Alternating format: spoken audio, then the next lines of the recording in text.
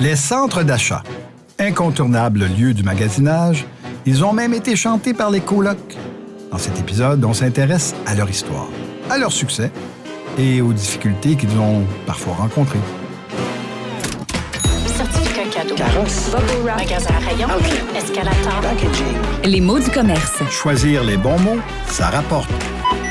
Un balado avec Jacques Nantel, professeur émérite à HEC Montréal, chercheur et spécialiste du commerce de détail.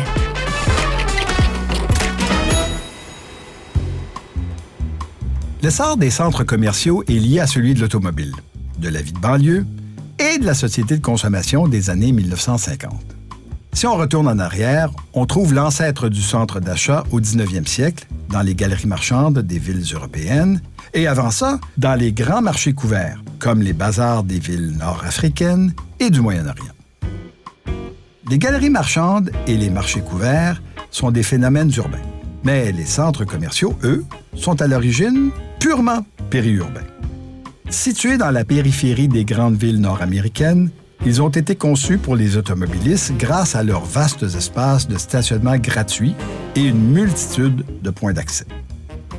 Les centres commerciaux ont connu leur heure de gloire à la fin du siècle dernier, dans les années 80 et 90. C'est d'ailleurs le moment où ils se sont implantés dans les centres-villes. À Montréal, par exemple, le centre Eaton a été inauguré en 1990. Il remplaçait le centre commercial appelé Les Terrasses, qui, lui, avait vu le jour en 1976. Pour vous donner une idée du succès des centres d'achat au milieu des années 1990, on en construisait en moyenne 140 par année aux États-Unis. Ça veut dire qu'il s'en inaugurait un tous les 2 ou 3 jours. Au début des années 2000, les centres d'achat étaient incontournables.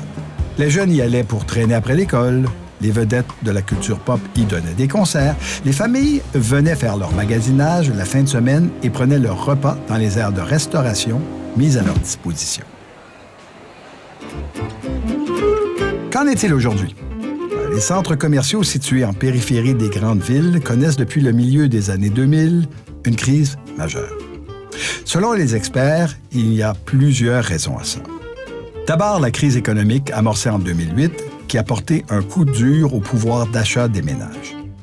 Les commerces locataires des centres d'achat ont vu leurs revenus baisser alors que les loyers et les coûts fixes demeuraient très élevés. Une autre raison est liée à des changements dans le mode de vie des consommateurs. Bien sûr, le commerce en ligne a porté un coup dur à ces regroupements de commerce. Mais déjà avant ça, les clients potentiels étaient fatigués de devoir déambuler dans d'immenses centres commerciaux afin d'accéder à un magasin en particulier. Beaucoup de consommateurs se sont tournés vers ce que l'on appelle des magasins à grande surface, comme Walmart, dans lesquels on trouve ce que l'on veut à bas prix et qui ont pignon sur rue. De plus en plus de centres commerciaux périurbains ont vu leurs magasins devenir vacants, les poussant parfois à la fermeture. C'est le phénomène des centres commerciaux abandonnés. En Ontario, par exemple, le Niagara Square Shopping Mall a fermé ses portes en 2017, après 40 ans d'activité. Au moment de l'annonce de sa fermeture, seulement 1/3 des magasins étaient occupés. Mais d'ailleurs, est-ce qu'on dit centre commercial ou centre d'achat? D'après l'Office québécois de la langue française, centre commercial est le terme à privilégier. Centre d'achat, bien que calqué sur l'anglais shopping center, est acceptable. Cette expression est bien implantée dans la langue courante au Québec depuis la première moitié du 20e siècle. Rien de moins. Sachez qu'on peut écrire achat au singulier ou achat au pluriel, les deux sont acceptés. Les centres d'achat ont vu le jour dans les années 1950 et symbolisent la société de consommation de l'après-guerre. Leur heure de gloire est maintenant passée et de nombreux centres commerciaux ont fermé leurs portes. Pourtant, et notamment en région, les centres d'achat sont toujours incontournables pour le magasinage en personne. Et dans les centres-villes, ils continuent d'attirer les clients. Les familles s'y retrouvent dans le temps des fêtes pour prendre des photos avec le Père Noël. Dans d'autres provinces, les centres commerciaux proposent de vastes aires de jeux pour les enfants. En proposant des activités pour leurs clients, au-delà du magasinage, les centres d'achat essaient de se réinventer. Les mots du commerce est une création Coyote Audio, réalisée avec la contribution financière de l'Office québécois de la langue française.